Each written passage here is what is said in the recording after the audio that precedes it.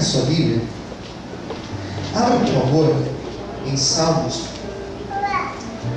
Salmos, capítulo de número 17. Livro de Salmos, capítulo de número 17. Nós faremos a leitura. Eu não vou ler o Salmo inteiro, vou ler apenas alguns versículos da palavra de Deus. Se você olhar para o lado e perceber que o seu vizinho aí não trouxe a Bíblia hoje, convide ele para ler junto com você a palavra de Deus. Salmos, capítulo 17. Quem já encontrou, diga amém. Amém. Versículo 1. Ouve, Senhor, a justiça e atende ao meu clamor. Dá ouvidos à minha oração, que não é feita com lábios enganosos. Sai a minha sentença mediante do teu rosto. Atenda os teus olhos, atendam aos teus olhos a razão. Provaste o meu coração, visitaste-me de noite, examinaste-me e nada achaste. O que pensei, a minha boca não transgredirá. Quanto ao trato dos homens, pela palavra dos teus lábios me guardei das veredas do destruidor. Dirige os meus passos nos teus caminhos, para que as minhas pegadas não vacilem. Eu te invoquei, ó Deus, pois me queres ouvir. Inclina para mim os teus ouvidos e escuta as minhas palavras. Faze maravilhosas tuas beneficências, tu que livras aqueles que em ti confiam, os que se levantam contra o teu mestre. Guarda-me como a menina do olho, esconda-me à sombra das tuas asas, dos ímpios que me oprimem, dos inimigos mortais que me andam cercando. Todos de amém. Feche os olhos, curva a sua cabeça. Senhor Deus e Pai, este é o momento de nós ouvirmos a tua voz. Revela, Senhor, o teu querer às nossas vidas. Fala, Senhor, aos nossos corações, pois estamos aqui nesta noite de terça-feira, sedentos, famintos para ouvir tua voz, para receber de ti uma palavra viva e eficaz. Ó Deus, não nos deixe confundidos, mas fale conosco nesta noite. É o que nós te pedimos e te agradecemos, em nome de Jesus. Amém. Amém. Desocupe a sua mão, aplauda o Senhor.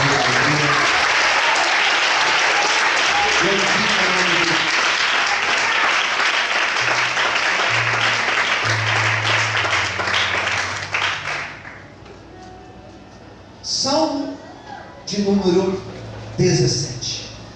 Não sei se você já tinha lido este salmo alguma vez, ou se você já ouviu alguém pregando sobre este salmo. É uma oração.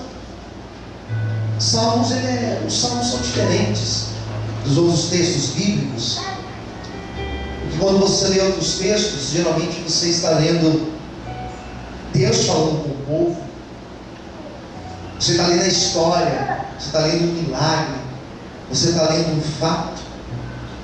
Geralmente é de Deus para o homem, de Deus para o seu povo. Os salmos, ele tem um caminho inverso, porque os salmos são expressões do homem para Deus. Um cântico, uma oração, são expressões do homem, do frágil, do pequeno, do limitado para Deus. E nós podemos tirar muitas lições dos salmos. Eu gosto de pregar salmos, porque nós temos muitas reflexões extremamente aplicáveis para a nossa vida. Foram homens como eu, como você, que passaram por momentos de depressão, apesar de serem homens da presença de Deus, tiveram depressões, angústias, pensaram em desistir. Você lê as coleções dos Salmos de Asaf, por exemplo. Você lê, por exemplo, o Salmo 73, os outros Salmos de Asaf, 74, 75. Se você vê estes Salmos, você percebe o quanto Asaf era humano, como eu e você. Ele chega a dizer: eu quase desviei da presença de Deus, porque comecei a olhar para o ímpio e ter inveja do que o ímpio tinha. São palavras de Asaf. Nós temos outros salmos, onde o salmista vai dizer que lavava a sua cama com lágrimas, de tão triste que ele estava. No Salmo 17, existe uma história atrás dele. É um salmo atribuído a Davi. Que mais? Um salmo quando Davi ainda não era rei. Ele era apenas um rapaz. Ele era apenas um garoto que tinha algumas experiências com Deus. Apenas um garoto que estava construindo a sua vida, construindo as suas experiências com o Senhor. E é um salmo que vai mostrar que ele já era perseguido. As perseguições, as dificuldades de Davi, elas não começaram na sua fase adulta, mas as dificuldades da sua vida, na verdade, elas sempre existiram. Desde jovem, desde um adolescente, ele já sentia na pele o que é ser rejeitado em sua casa, o que é ser filho mais novo numa casa onde o filho mais novo não tinha espaço na mesa para sentar na hora do almoço, por exemplo. Era alguém que cuidava das ovelhas de seu pai, as ovelhas que eram malhadas, ovelhas que eram colocadas lá no fundo, lá atrás. Era dessas ovelhas que ele cuidava. Então ele era um menino cheio de traumas, de rejeições. E de repente Deus olha para ele, e Deus leva o homem mais importante. Existiam duas pessoas importantes em Israel, duas: o rei e o sacerdote. E quem era o rei? O rei era Saul, e o sacerdote era Samuel. Deus leva Samuel na casa dele para dizer que ele seria o próximo rei a se assentar no trono de Israel. Pensa nessa loucura, irmãos. O que era para um jovem rejeitado, excluído da sua sociedade, dos seus pais, dos seus irmãos, agora ele recebe uma palavra dizendo: você será o próximo a se assentar no trono de Israel. Eu acho que é muita coisa. Quem concorda, diga amém. Eu acho que numa cabeça de um jovem, isso dá um parafuso.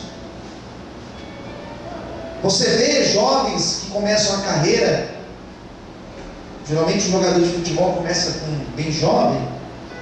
Imagine só um jovem de 17, 18 anos, com aqueles salários milionários. Muitos se perdem. Cantores que começaram a sua carreira bem jovenzinhos e começaram com 16, 17 anos a ganhar rios e rios de dinheiro. Chega uma hora que eles perdem a estrutura, porque é muita coisa. Davi recebe toda essa carga, mas existe uma diferença, porque ele não recebe somente uma palavra que dizia que ele seria o próximo rei de Israel, mas ele recebe o principal. Ele recebe um óleo sobre a cabeça dele. E o livro de 1 Samuel vai dizer que quando ele recebe este óleo na cabeça dele, esta unção de Deus na vida dele, diz o texto da seguinte forma: e daquele dia em diante o Espírito de Deus se apoderou de Davi. Deus falou assim: agora Davi é meu, a partir de agora ele é minha propriedade, a partir de agora ele é o meu ungido, a partir de agora ele é o meu escolhido. Pastor, porque Davi não se perdeu? Ele não se perdeu porque sobre a vida dele existe tinha a presença de Deus, ele era a propriedade de Deus. Eu quero nessa noite dizer para você que você também é uma propriedade de Deus, você também é um escolhido de Deus, e sobre a tua vida também existe a unção do Senhor. Quantos podem glorificar e exaltar a Deus por isso? Aleluia! Você pode aplaudir o Senhor essa noite?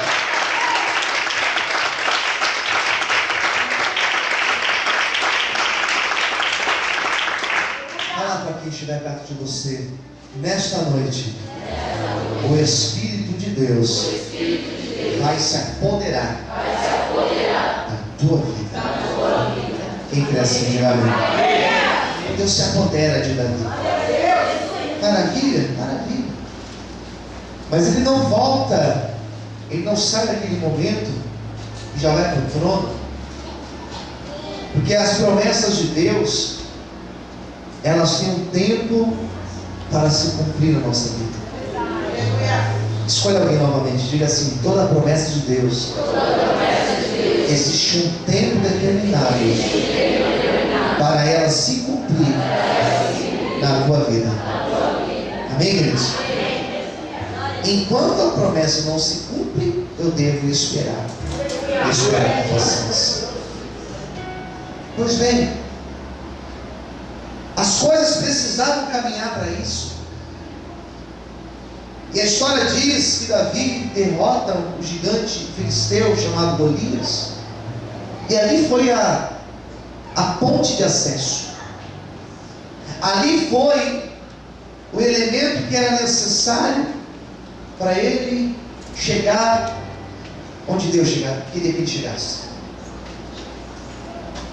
Interessante da história é que ele coloca fim naquela afronta. Quem me ouve, diga amém. Amém. Ele faz cessar aquela afronta. Ele se dispõe a lutar. E quem queria lutar? Todos tinham medo de lutar, mas ele falou: eu vou. E quando ele disse: eu vou tentar impedir, mas ele foi. Sabe por que não impediram Davi dele ir para a luta, dele lutar contra aquele gigante? Porque era de Deus aquilo que estava acontecendo. Olhe para mim, por gentileza.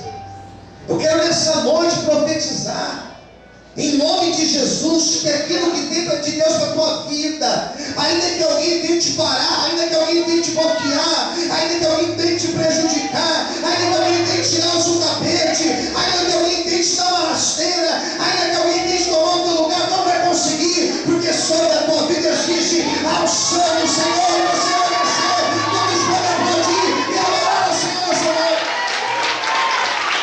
Aleluia! Senhor,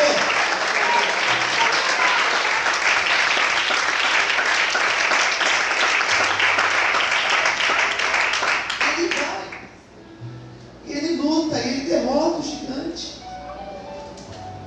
e toda aquela sociedade agora é uma profecia. Preste atenção no que eu vou dizer agora.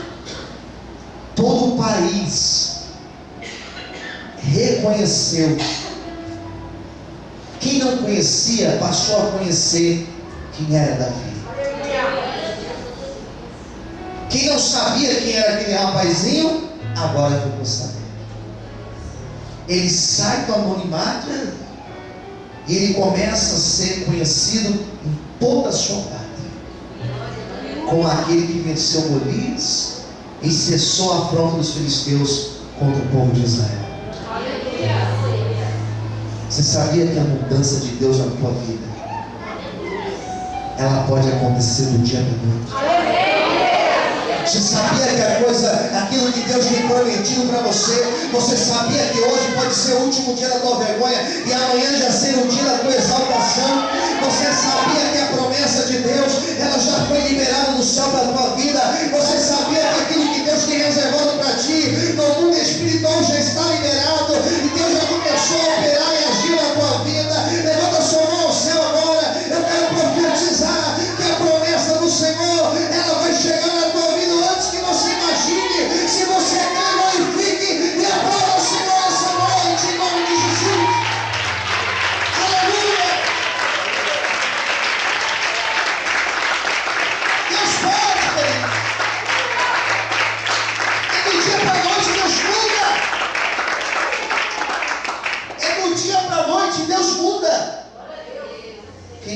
Diga amém. Vou falar de novo. É do dia para a noite e Deus muda. Deus transforma. Ou tem alguma coisa difícil para Deus? Não tem. Ele começa a ser reconhecido, até idolatrado. Eu imagino que as criancinhas, quando olhavam para Davi, as criancinhas diziam: eu quero ser igual a ele quando eu crescer. As mulheres ficavam encantadas com Davi. Ele era um rapaz simples. Isso fez gerar uma inveja tão grande, irmãos, tão grande, que Saul começou a sentir raiva de Davi. Você sabia que tem pessoas que não gostam de você? Você nunca fez nada para elas? Quem sabe disso, diga amém? Você não gosta daquela pessoa, não vou com a cara daquela pessoa.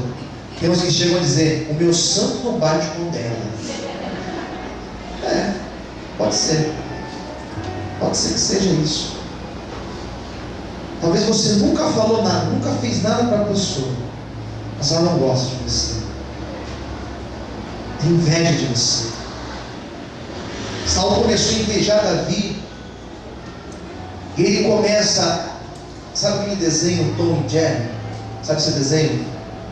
Como que chama o gato? O gato é o Tom, né? O gato é o Jerry. E fica ali o Tom e o Jerry, né? Ele fugindo do Tom o tempo inteiro o desenho. É um desenho que é uma perseguição terrível. É o desenho inteiro isso. E um fazendo armadilha para o outro, um escapando. Saul começa a perseguir Davi, começa a varrer os 4 cantos do lugar atrás de Davi, e dizendo: o dia que encontrar Davi, eu vou matar Davi. Quem entendeu, diga amém. Amém. Por que Saul não matou Davi? Porque existe uma promessa de Deus sobre ele. E a promessa de Deus, a promessa do Senhor, ela não volta atrás. Se Deus prometeu, levanta a sua mãozinha para o céu. Se Deus prometeu, Deus é fiel e justo para cumprir a promessa dele na tua vida. Se você crê, glorifique e aplauda o Senhor essa noite. Aleluia! Aleluia!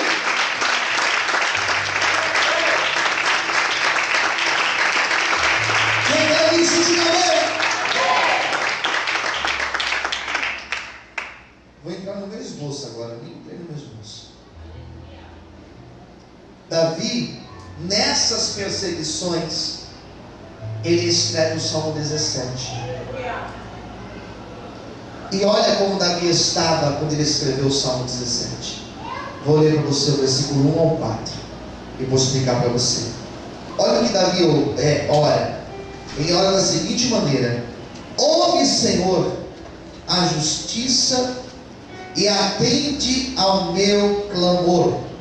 Dá ouvidos à minha oração, que não é feita com lábios enganosos. Saia a minha sentença de diante do teu rosto e atenda os teus olhos à razão. Provaste o meu coração, visitaste-me de noite, examinaste-me e nada achaste. O que pensei a minha boca não transgredirá. Quanto ao trato dos homens, pela palavra dos teus lábios me guardei das veredas do destruidor. O que Davi faz?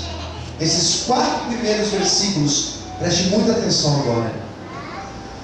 A oração de Davi é a seguinte: Senhor, faça justiça por mim. Fala para quem estiver perto de você: o nosso Deus, Ele é extremamente justo. Posso ouvir amém? Amém. Queridos, Deus não compactua com injustiça. Deus não é injusto. Mas aquela pessoa não serve a Deus. Não importa. Deus não é injusto. Mas aquela pessoa ali é isso, aquilo outro. Não importa. Deus não compactua. Deus não tem parte com injustiça. Por isso Davi falou: Senhor, sonda o meu coração, veja se os meus lábios têm sido sinceros, veja, Senhor, se realmente eu sou sincero na tua presença, e fique de pé no teu trono e faça justiça pela minha vida. Eu quero nessa noite dizer algo sério para você: a justiça de Deus, ela será manifestada sobre a tua vida. Existem pessoas aqui dentro, Deus me revela, que sofreram injustiça no ano de 2014, foram injustiçados, foram perseguidos, foram até caluniados, mas não se preocupe, porque a justiça do Senhor, ela será liberada sobre a tua vida hoje. Se você quer, glorifica e aplauda o Senhor essa noite. Feche os olhos, aplauda o Senhor. Deus é justo. Deus sonda o teu coração. Deus te conhece. Deus te conhece.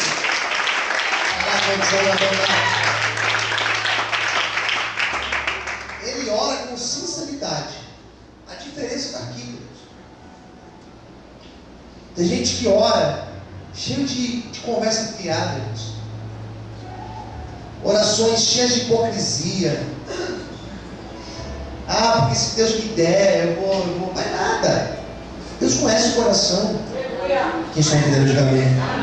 Porque se Deus fizer isso na minha vida, eu vou estar aqui todos os dias. Vai nada. Talvez se Deus fizesse, nem aqui estaria. Eu não fique bravo comigo não, porque eu estou dizendo uma verdade. Quem concorda com o pastor, diga amém. Então Deus sabe a nossa sinceridade. Deus conhece o nosso coração. Deus sabe até se Ele pode ou não pode prosperar a nossa vida. Tem mais, Ele sabe até a hora certa de prosperar a tua vida. Ele te prepara antes disso. Fala para o Senhor, Deus vai te preparando para coisas boas. Quem quer dizer amém? Por isso que Davi orou dessa forma. Olha o que diz aqui, eu vou dar o versículo 5. Olha o que ele fala. Dirige os meus, o que diz a tua Bíblia? Dirige os meus passos nos teus caminhos, para que as minhas pegadas não vacilem. Olha para mim, sabe o que ele está dizendo? Senhor, eu estou sendo perseguido, eu estou sendo injustiçado. Saul quer me matar, não fiz nada para ele. Faz o seguinte, Senhor, guia os meus passos. Por que Davi orou assim, pastor? Pelo simples fato, quando nós estamos no meio de crises, nós temos a tendência a tomar decisões do nosso jeito. Quem entendeu, diga amém. Quando nós somos injustiçados, nós temos a tendência não é algo obrigatoriamente, mas a maioria de nós tem a tendência de querer se justificar. Quando nós somos afrontados, como era o caso de Davi, nós temos a tendência a caminhar para trás. Davi falou assim: Senhor, nem para trás, nem para a direita, nem para a esquerda, me dirige pelos teus passos. Quem entendeu, diga amém. Isso aqui é sabedoria pura. Estou no meio de uma luta. Deus, guia os meus passos. Estou sendo perseguido lá no meu trabalho, vou pedir demissão. Não é isso. Peça para Deus guiar os teus passos. Talvez não é de Deus você sair de lá. Talvez você vai até sair, mas primeiro Deus vai te honrar. Tenho sido perseguido dentro da igreja, às vezes acontece isso. Vou pegar minhas coisas e ir embora. Será que é isso? Será que é essa a saída? O problema é igual uma mochila, irmãos. Quando você vai carregar com você. E às vezes o peso fica até maior. Quem entendeu, diga bem? Porque você vai arrumar outro problema. Saiu da direção. Por isso que Davi falou assim: Senhor, nem para lá nem para cá. Eu quero que o Senhor guie os meus passos. Todas as vezes que você for humilde e dizer: Senhor, guie os meus passos, saiba que Deus, de alguma maneira, Ele vai te direcionar e vai mostrar qual é o caminho que Ele quer que você esteja. Será que você pode aplaudir ao Senhor por isso? Aleluia! Vamos fazer agora, meu Deus. Por isso nós devemos agir. Por isso nós devemos agir por influência de quem? O Espírito Santo. Não é porque alguém falou, é pelo Espírito Santo. Versículo de número 6. Eu preciso me acostumar com esse cara para ti, senão eu vou acabar caindo com ele. Versículo 6. Olha essa expressão que ele vai usar. Isso daqui é lindo. Eu queria pregar só esses 6. Olha o que diz. Eu te invoquei, ó Deus. Daí tem vírgula.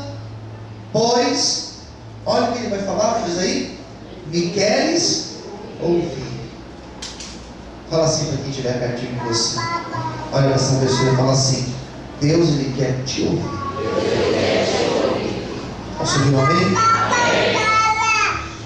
Deus, Ele quer ouvir você. Nós temos uma dificuldade de ouvir as pessoas. Eu acho que o psicólogo, irmãos, ele não é somente um profissional, mas ele é alguém com dom para ouvir. O pastor tem um pouco disso. Porque não é fácil ouvir isso. Numa discussão nós não queremos ouvir, queremos falar. E às vezes falamos até demais. O texto fala assim: eu vou orar porque Deus Ele quer me ouvir.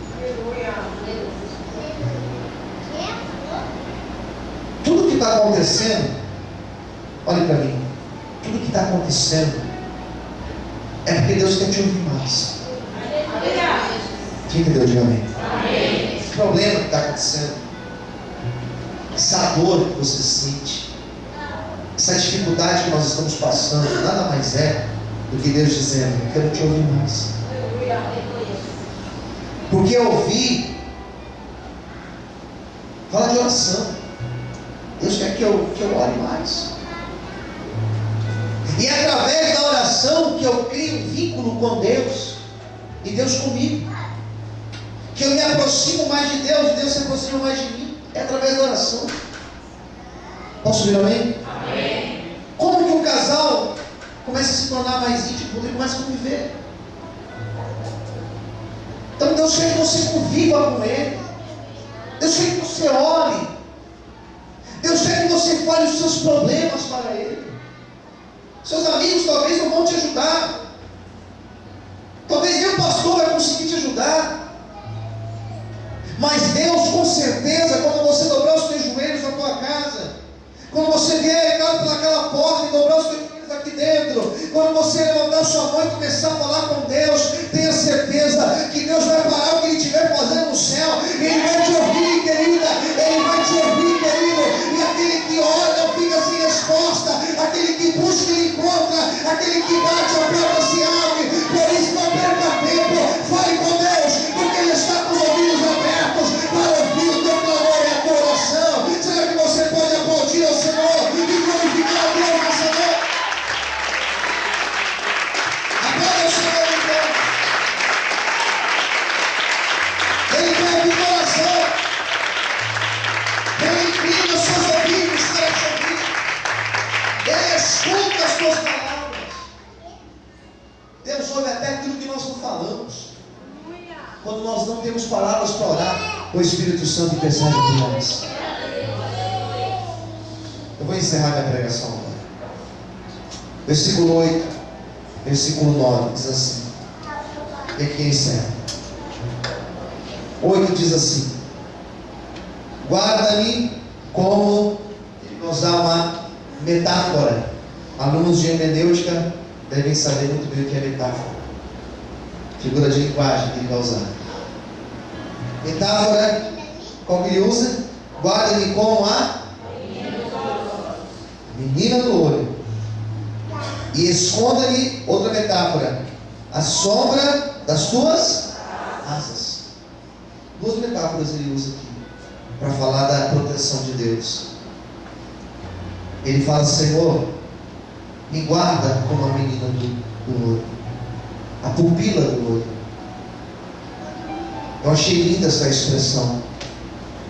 Em toda a Bíblia, eu acredito que seja a única vez que existe essa expressão, que nós somos a pupila do olho de Deus. Fala assim para quem estiver perto de você. Fala assim: você é a pupila do olho de Deus. Posso dizer amém? Você pode aplaudir o Senhor por isso?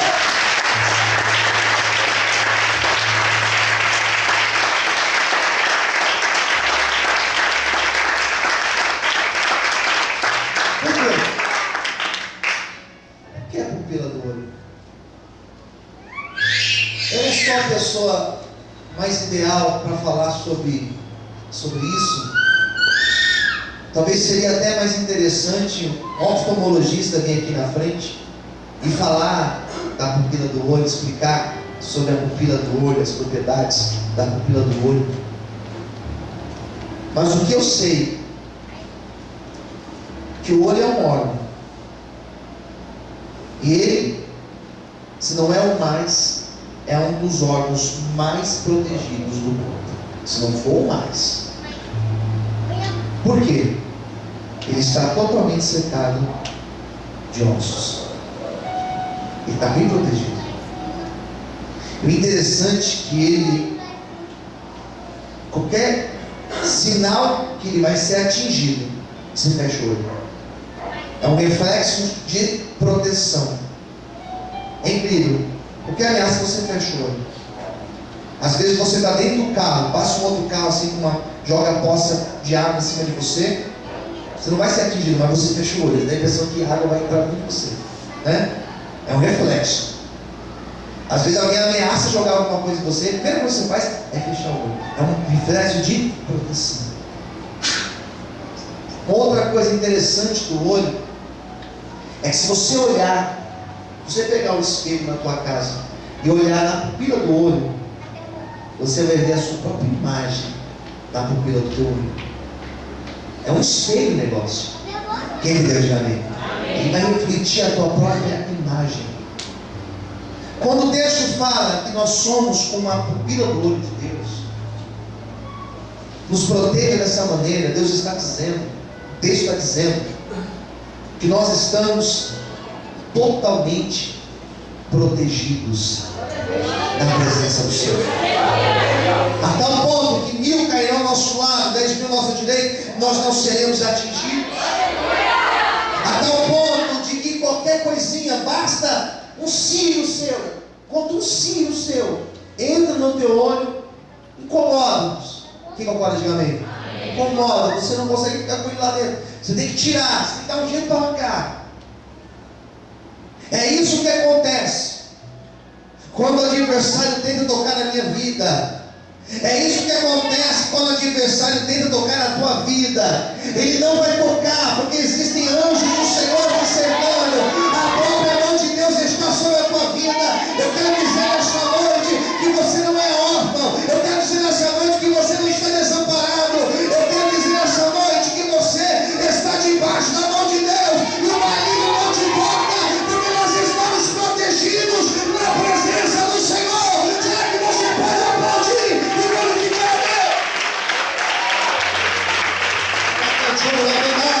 Saúl não foi Davi, porque Davi, ele era a menina do olho de Deus. Por isso Saúl não tocou, e o filho de cabelo de Davi. Fala para quem está ao seu lado, o adversário não te toca. Se Deus não permitir. Diga assim: você é a menina do olho de Deus. Posso ver amém? Ele vai usar outra figura de linguagem. Debaixo da tua asa, Senhor. Deus tem asa, pastor? Eu posso então dizer que Deus tem asa? Isso é uma figura de linguagem. Na hermenêutica nós chamamos de metáfora. Essa mesma expressão, sabe quem usou ela? Jesus. Quando ele chega em Jerusalém, de cima ele olha Jerusalém, ele fala: ó Jerusalém, como a galinha ajunta seus pintainhos Assim eu gostaria de ajudar vocês, mas vocês não quiseram. Sabe o que significa isso? Nós estamos debaixo das mãos de Deus, não somente para proteger, mas o Senhor te abraça. Fala assim com quem está ao outro lado: Deus está te abraçando nessa noite. A presença dele te abraça. Davi, no ápice da sua perseguição, da sua luta, Saul querendo matar Davi, Davi falou assim: Senhor, da mesma forma que uma galinha pega os seus pintinhos e junta, e ninguém vai tocar porque ela está ali protegendo, da mesma forma que uma ave protege o seu ninho com as suas asas, da mesma forma que uma águia protege o seu filhote com as suas asas, Senhor, venha me abrigar debaixo das tuas asas. Eu quero nessa noite dizer que as asas do Senhor, as mãos do Senhor estão estendidas sobre esta igreja, sobre a tua vida. O adversário não vai te tocar, porque sobre a tua vida existe a proteção do Senhor. Se você crê nessa palavra, aplauda e glorifique a Deus nessa noite. Aleluia! Em Deus você está protegido. Em Deus você e os teus sonhos estão protegidos. Feche os teus olhos. Curva a sua cabeça agora. Feche os olhos nesse momento.